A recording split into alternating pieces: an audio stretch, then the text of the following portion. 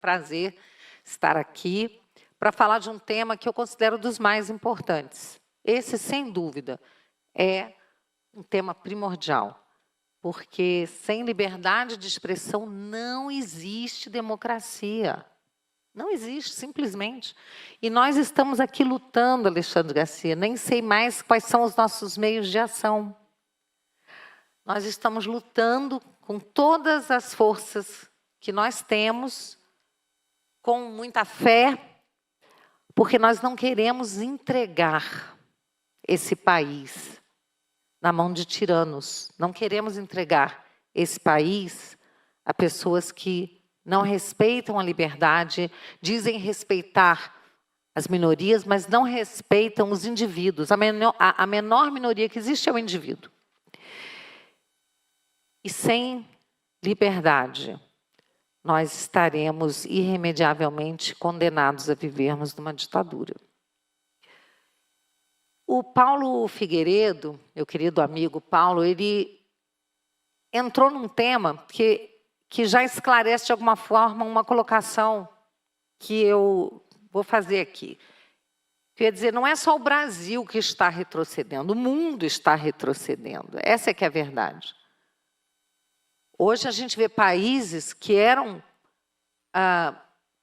ícones da liberdade, como a Austrália,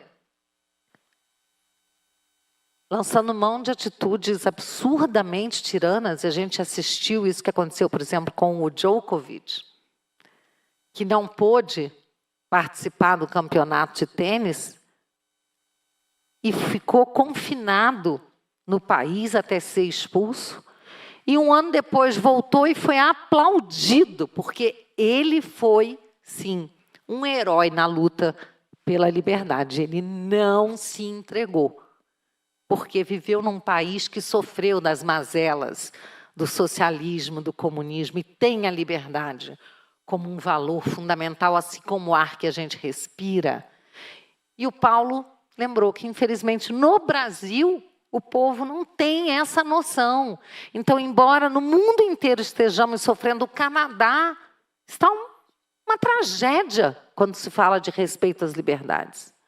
A tirania que está ocorrendo no Canadá contra pessoas que insistem em não se curvar à vontade de um governo opressor que se diz democrata, né? Hoje é de assustar. E aí? Se isso acontece na Austrália, se acontece no Canadá, nos Estados Unidos também, o que tem acontecido, como é que fica o Brasil? Então, é muito difícil, né? É muito sombrio o que nós estamos vivendo. Mas, graças a Deus, também, nós temos homens e mulheres de muita coragem. E aí você diz que quem é livre não precisa de coragem. A gente está precisando de muita coragem no Brasil. Exatamente, estamos precisando de muita coragem. E lembrar que coragem não é ausência de medo. Esses dias eu encontrei uma pessoa, eu estava no Nordeste, me abraçou e falou, puxa, você não tem medo? Eu falei, eu tenho. Eu sou corajosa, é diferente, mas coragem não é ausência de medo, não. Coragem é você continuar lutando apesar do medo, porque eu digo que hoje em dia não ter medo já é loucura.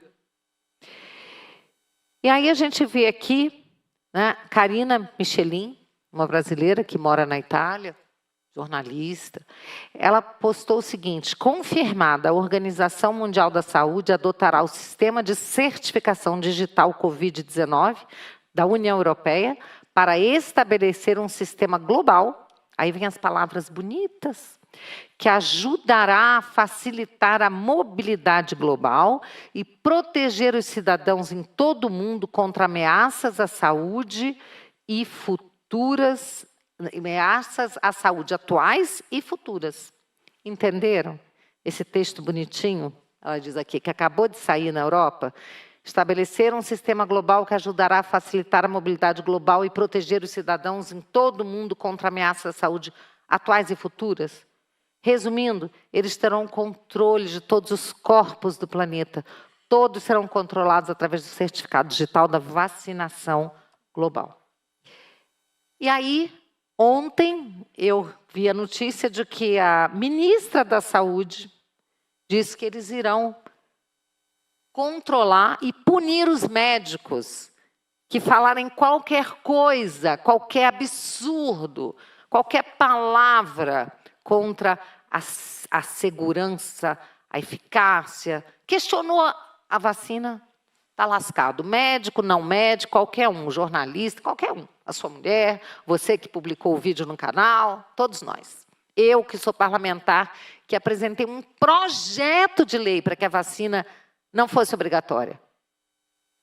Nossa, eu estou em inquérito no Supremo por conta disso. Isso é fake news, atividade parlamentar sendo perseguida, sendo controlada. Então, gente, a liberdade de expressão já foi há muito tempo. E aí eles dizem o seguinte, nós fazemos um projeto aqui, o PL 2630, para combater as fake news. Não estão combatendo fake news, porque eu falei no plenário, Tiago, em um discurso que eu fiz lá na Câmara, no plenário, falando que esse projeto ele faz tudo, menos combater fake news, porque fake news, mentira, você combate com informação. A desinformação, que é outra palavra que eles usam, você combate com informação. E deixa que a pessoa vai decidir, vai pesquisar, vai ler. Deixa, nós somos adultos, querem nos tratar como crianças que têm que ser tuteladas por um Estado que vai nos dizer, deputado Daniel, o que é mentira, o que é verdade. E impor a censura, que, como bem lembrou o Alexandre Garcia, é vedada pela Constituição, está lá no artigo 220, é vedada toda forma de censura.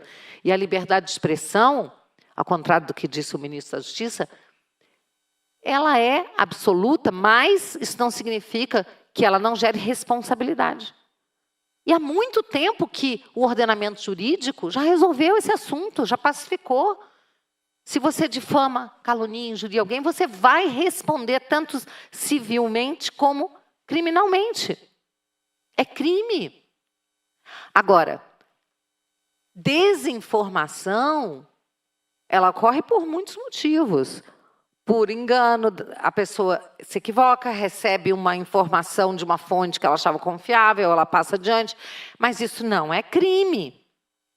Mentir pode ser imoral, pode ser pecado, mas não é crime, porque não está tipificado. E eu falei essa frase no plenário, aí Deus nos acuda, porque aí as redes disseram o quê? Olha, a deputada que defende a mentira e acha que mentira não é crime. Não, eu não acho que mentira não é crime, eu afirmo que mentira não é crime, porque não foi tipificada, não existe, o Congresso não fez uma lei dizendo que mentira é crime.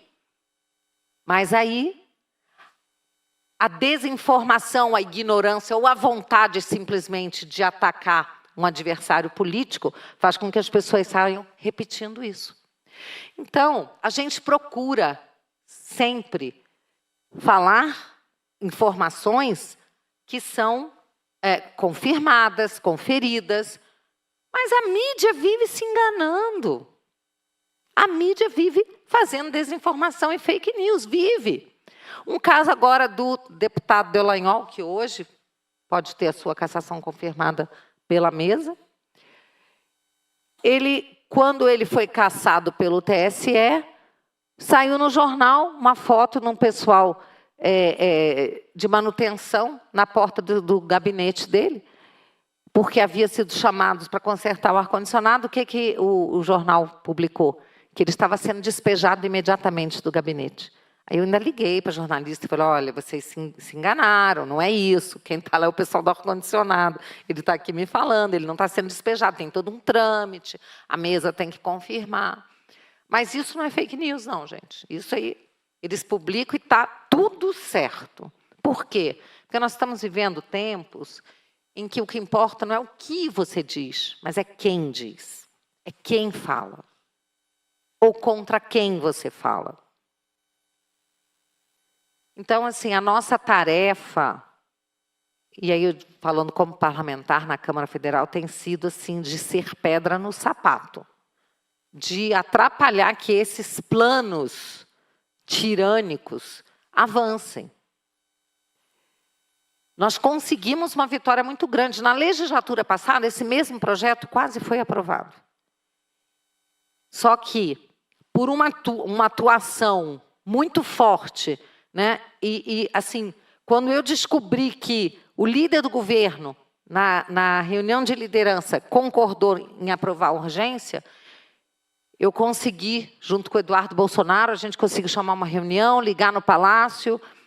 Eu me lembro de ter ido ao Palácio, falar com o presidente Bolsonaro. Fiquei esperando umas 2 horas para conseguir falar para ele e contar que o líder do governo estava favorável à urgência. E o Bolsonaro ligou para ele e falou, muda agora. Ele nunca fez isso, de interferir. Mas ele falou, nesse caso, por favor, mude a orientação, porque isso é gravíssimo, nós não podemos orientar a favor desse projeto. Aí o que ele falou? Não, mas eu concordei, porque se a gente não fizer, o judiciário vai fazer. Eu falei, não, mas é melhor que eles façam do que a gente. Nós não podemos legitimar esse tipo de abuso de forma alguma. E o Marco Civil da Internet, ele já fala que em questões, por exemplo, se você coloca um vídeo nas redes que expõe a vida íntima, a sexualidade de alguém, ou um caso de pedofilia, você não precisa de autorização judicial. As plataformas podem tirar imediatamente, porque aí você tem um outro direito fundamental, uma garantia que tem que ser protegida. Mas, nos demais casos, só com decisão judicial. E é isso que eles querem mudar. Que não tenha mais decisão judicial. Que um órgão, um Ministério da Verdade, decida o que é ou não verdade. E que todos nós fiquemos sujeitos a isso. E esse ano também foi uma outra luta muito grande. Nós conseguimos, e graças ao povo brasileiro, que foi para as redes, que lutou, que se manifestou, que foi esperar político no aeroporto com cartaz, eles mudaram o voto. Eles mudaram a intenção de voto. E aí retiraram o projeto, o próprio relator viu que ia perder, pediu para retirar. Mas 10 dias antes, uma semana antes, eles estavam certos que iriam aprovar esse projeto. Mas a atuação dos parlamentares da oposição e do povo que foi para as redes se manifestar foi tão forte que o placar virou. E eles retiraram para não perder. Mas já estão fatiando o projeto, querendo aprovar um pedacinho aqui, outro ali, mas a gente vai continuar lutando para não deixar aprovar. E eu quero dizer isso aqui. Isso é uma arma, Alexandre. É uma ferramenta. Eu já vi várias vezes parlamentar mudar o voto na hora. Está lá no plenário para votar um assunto. Aí as redes pipocando. As pessoas se manifestando muito fortemente contra um determinado assunto. O deputado fala, ai, não vou votar a favor, não. O meu partido está até orientando a favor, mas eu vou mudar, vou votar contra, porque senão eu não, como é que eu vou fazer? Meus eleitores vão me massacrar. Então, é por isso que precisam nos calar. É por isso que precisam regular a internet. É uma questão de sobrevivência para eles, porque enquanto a gente tiver acesso à internet, mesmo com as plataformas fazendo o que elas fazem, de mandar tirar vídeo, mas por enquanto não tem lei.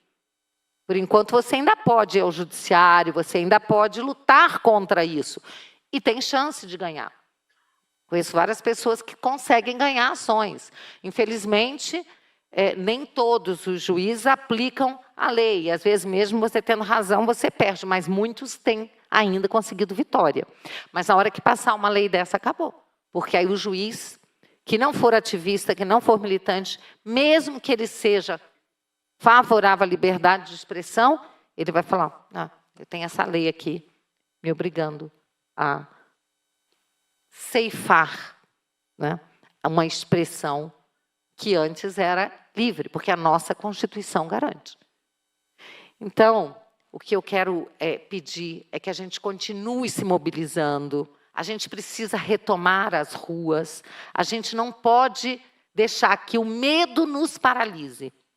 Infelizmente, não vai ser fácil. Mas nenhuma luta é fácil.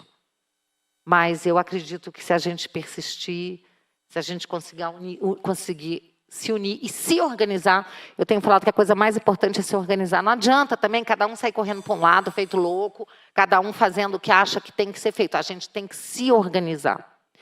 E iniciativas como essa, vários encontros que a gente tem tido com pessoas da direita, oposição, parlamentares, jornalistas, intelectuais, estudiosos, professores, a gente precisa se organizar para que a gente possa ser realmente pedra no sapato desse governo tirânico, totalitário, que está aí, querendo nos calar. Mas nós vamos continuar lutando pela liberdade de expressão, porque sem ela não existe democracia. Obrigada.